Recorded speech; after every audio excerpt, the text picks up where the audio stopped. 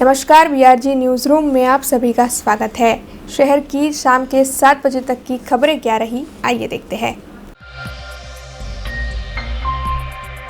नवरात्रि का पर्व चल रहा है और आज अष्टमी का दिन है। ऐसे में शहर में विभिन्न मंदिरों में भक्तों की ओर से पूजा अर्चना की जा रही है। वैसे शहर के कारेलीबाग इलाके में मौजूद देवस्थान ट्रस्ट संचालित बहुचराजी मंदिर में भी राजवी परिवार के समरजीत सिंह गायकवाड़ की ओर से आज पूजा अर्चना की गई है और कोविड गाइडलाइंस के मुताबिक ये मंदिर अब 3 दिनों के लिए भक्तों के लिए बंद रखा जाएगा। इस मामले में समरजीत सिंह गायकवाड़ की ओर से ज़्यादा जानकारी भी दी गई है।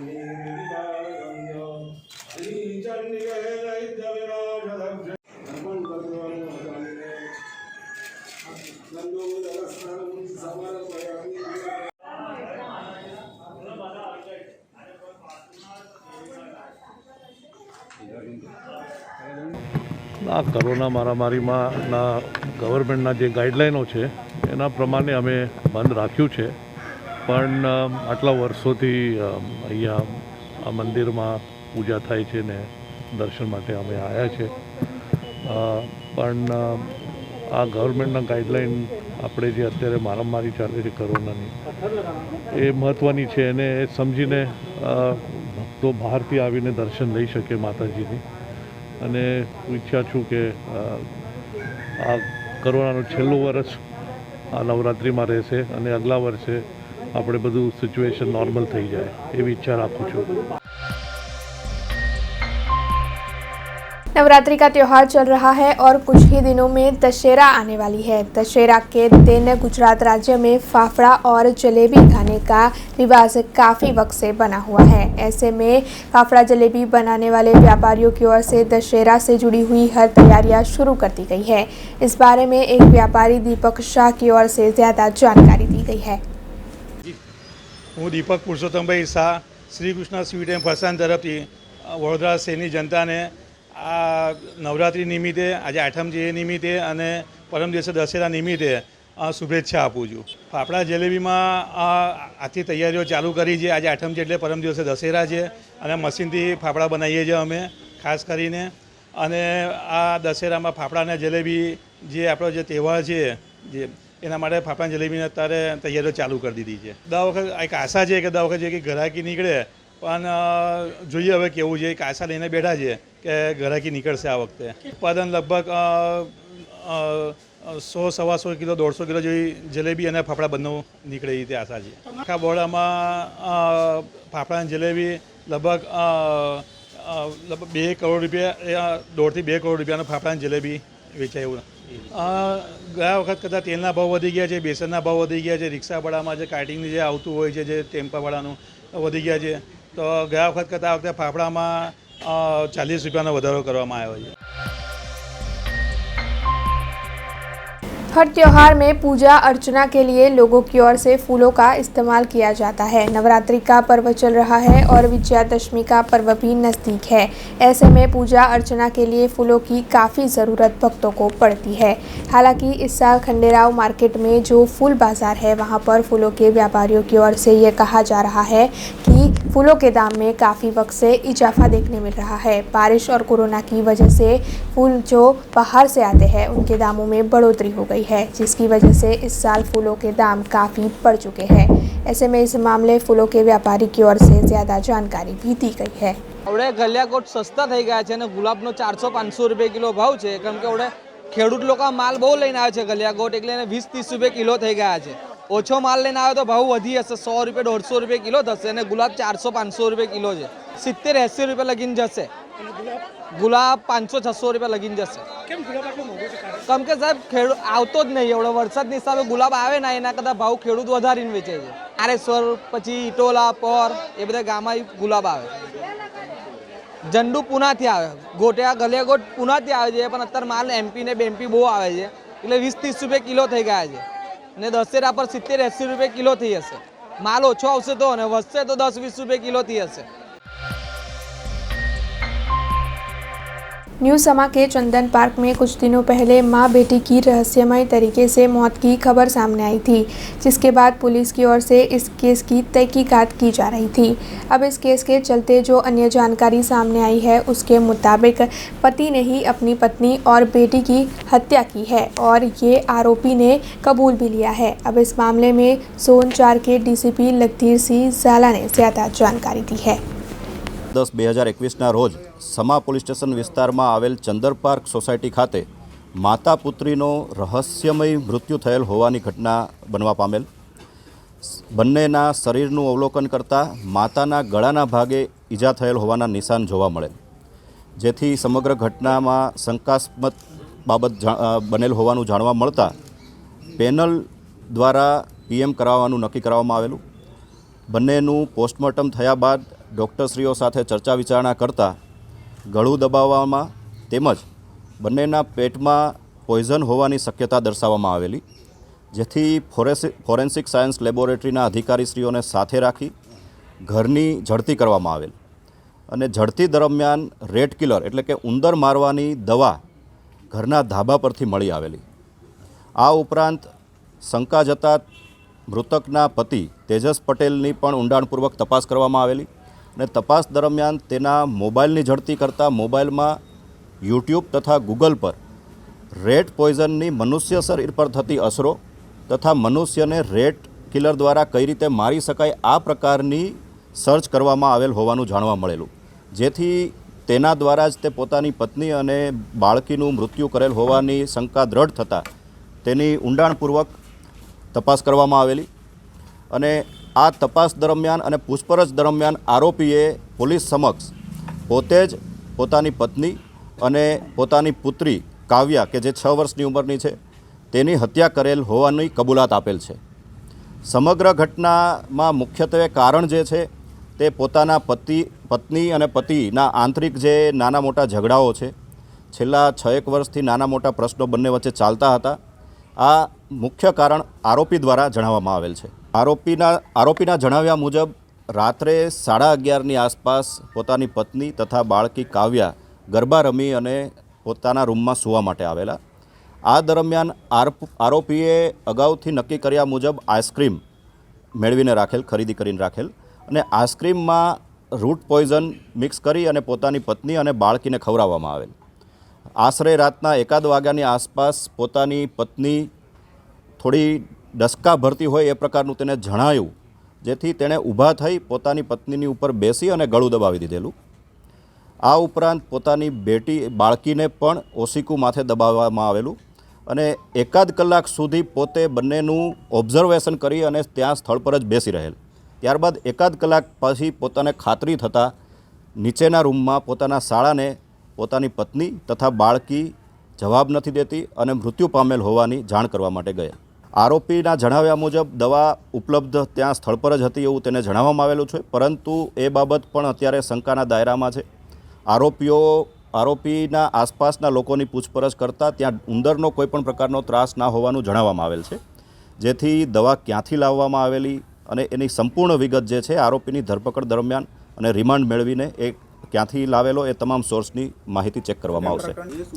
જે હાલ સુધી આરોપી તેજસ પટેલની જે પ્રાથમિક પૂછપરછ કરવામાં આવેલ છે તે દરમિયાન મળતી વિગતો મુજબ તેજસ પટેલના નોકરીના સ્થળ પર કોઈ સ્ત્રી સાથે તેને એકતરફી પ્રેમ હોવાનું અત્યાર સુધીમાં કબૂલાત આપેલ છે, પરંતુ ઊંડાણપૂર્વકની તપાસ આરોપીની ધરપકડ કર્યા બાદ તેની કસ્ટડી મેળવી અને એ દરમિયાન તેની સમગ્ર બાબતની તપાસ કરવામાં આવશે.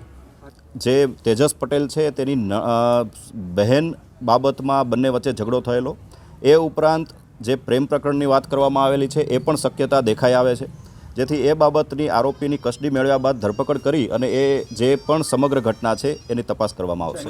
પહેલાં તો લોકો પોતે સ્વયં જાગૃત બને, પોતાની સાથે કોઈ પણ ઘટના બને અથવા પોતે કોઈ માનસિક પ્રશ્નથી પીડિત હોય તો તાત્કાલિક પોલીસનો સંપર્ક કરે, માનસિક ચિકિત્સકનો સંપર્ક કરે અને પોલીસ દ્વારા પણ જિંદગી હેલ્પલાઇન પ્રોજેક્ટ વડોદરા શહેર પોલીસ દ્વારા પણ ચાલુ છે, જેમાં આ જ પ્રકારના પ્રશ્નોનું કાઉન્સેલિંગ પણ આપવામાં આવે છે અને સામાજિક સંસ્થાઓની મદદથી મનોચિકિત્સકો દ્વારા પણ કાઉન્સેલિંગ કરવામાં આવે છે કે જેથી કોઈપણ પ્રકારની સમસ્યાનું નિરાકરણ લાવી શકાય। ઘણા બધા પ્રશ્નોમાંનો એક પ્રશ્ન આ પણ હતો કે ઘર જમાઈ તરીકે પોતે રહેતો હતો અને તેની જે કુલ આવક હતી એમાંથી જે ઘરના નાના મોટા ખર્ચ કરવાના હોય એ પોતે કરી શકતો ના હોવાનું પણ એણે પૂછપરછ દરમિયાન જણાવેલ છે। आज़ादी के अमृत महोत्सव के तहत सावली की गंगोत्री स्कूल में पुलिस की ओर से जन जागृति कार्यक्रम का आयोजन किया गया। सावली की गंगोत्री स्कूल में वडोदरा ग्राम्य पुलिस के DYSP की अगुवाई में 75वें आज़ादी के अमृत महोत्सव के तहत पुलिस नागरिक सुरक्षा हथियारों के प्रदर्शन का कार्यक्रम आयोजित कर जन जागृति कार्यक्रम आयोजित किया गया, जिसके तहत वडोदरा ग्राम्य के सभी पुलिस के अधिकारी और कर्मचारियों की उपस्थिति रही। इस मौके पर उपस्थित सभी को नागरिक सुरक्षा के हथियारों का प्रदर्शन दिखाकर गुनहगारों के सामने पुलिस किस तरह विभिन्न हथियारों का इस्तेमाल करती है इस बारे में जानकारी दी गई। इसके अलावा सभी छात्राओं को महिलाओं की सुरक्षा में जो हेल्पलाइन नंबर जारी किया गया है इसके बारे में भी जानकारी दी गई। आज रोज सावली खाते गंगोत्री शाला में 75મી अमृत महोत्सव अन्वये लोगों में जनजागृति केळवाय। पोलीस प्रजानो मित्र है अने पोलीस राष्ट्रीय एकता में अने लोगों में भाईचारा में सौहार्द में केवी रीतना फाळो आपी शके छे अने तमाम बाळकोने स्वच्छता अने नशामुक्त भारत अन्वये नशामांथी दूर रहेवा माटे जरूरी समज आपवामां आवी अने 181 अभियम हेल्पलाइन द्वारा पण जरूरी महिलाने लगत जे बनाव बने छे एमां कई रीतना 181 उपयोगी थई शके ते बाबतेनी जरूरी मार्गदर्शन आपवामां आव्युं।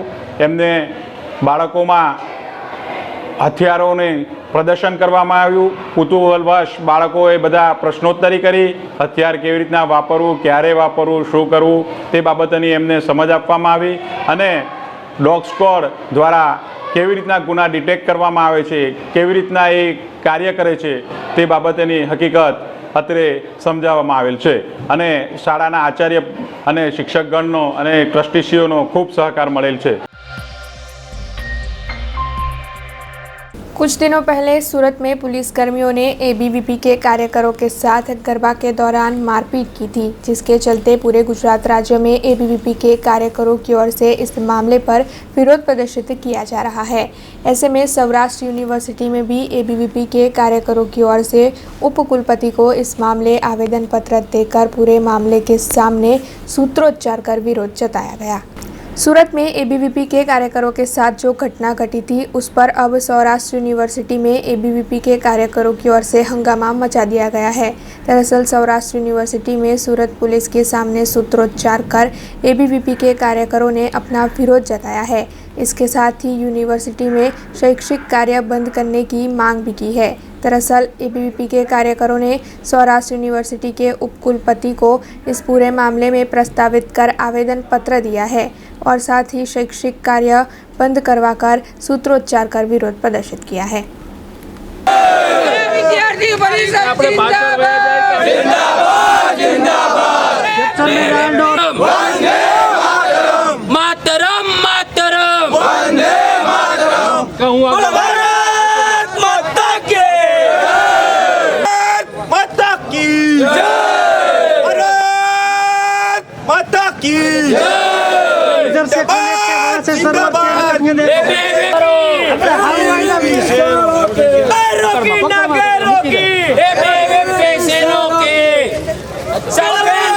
તેમને મારપીટ કરવી અને ગાળો બોલવી એ ખૂબ જ શર્મનાક ઘટના કહેવાય। તો સમગ્ર ગુજરાત ABVP આ ઘટનાને વખોડે અને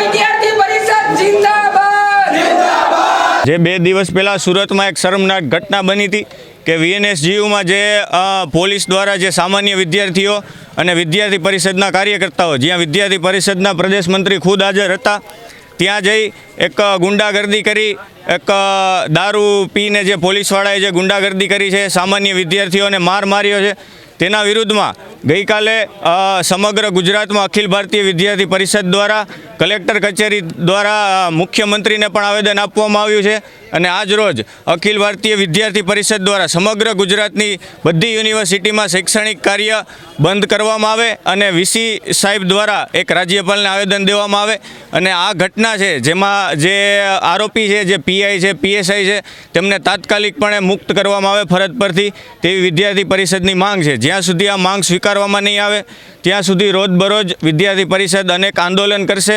અને જ્યાં સુધી જો માંગ આગામી સમયમાં પણ સ્વીકારવામાં નહીં આવે તો સુરત ખાતે સમગ્ર ગુજરાતની છાત્ર શક્તિ એકઠી થઈ ત્યાંના કમિશનરનો ઘેરાવ પણ કરશે અને જરૂર જણાતા ગૃહમંત્રીના ઘરનો પણ ઘેરાવ કરી શકે। जाफराबाद के कोलीवाड़ इलाके में वीर मांगड़ा दादा मंदिर पर चामुंडा माता के नाटक का आयोजन किया गया, जिसमें बड़ी तादाद में कोलीवाड़ के लोगों की उपस्थिति रही।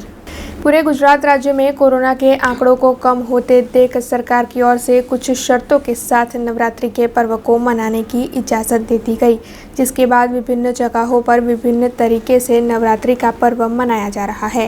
ऐसे में जाफराबाद के कोलीवाड़ इलाके में बड़ी तादाद में उपस्थित लोगों के चलते वीर मांगड़ा दादा मंदिर पर संदीप भाई शियाड़ की अगुवाई में चामुंडा माता के आख्यान रूपी नाटक का आयोजन किया गया, जिसमें कोलीवाड़ के सभी लोगों की उपस्थिति रही। इसके साथ ही जाफराबाद के पूर्व संसदीय सचिव हीराभाई सोलंकी और कई पदाधिकारी भी इस मौके पर उपस्थित रहे।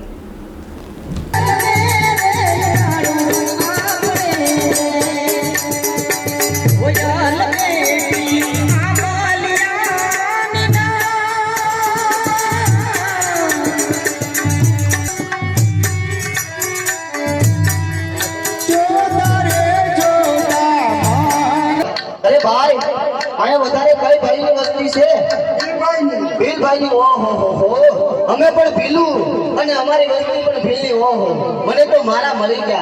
અરે માલભાઈ અરે આપણા ભીલભાઈની વસ્તી અને આ ગોહિલવાડ અને ઉષા કોટડા ગામ છે। अमरेली जाफराबाद तालुका के निकट मौजूद हेमाल नेशनल हाईवे पर आज अचानक ही एक ट्रक में आग लगने की घटना सामने आई। वैसे ये आग शॉर्ट सर्किट की वजह से लगी होने की बात इस वक्त पता चली है, लेकिन घटना की अच्छी बात ये रही कि ट्रक में सवार सभी मुसाफिरों में से किसी को भी कोई भी चोट नहीं आई है।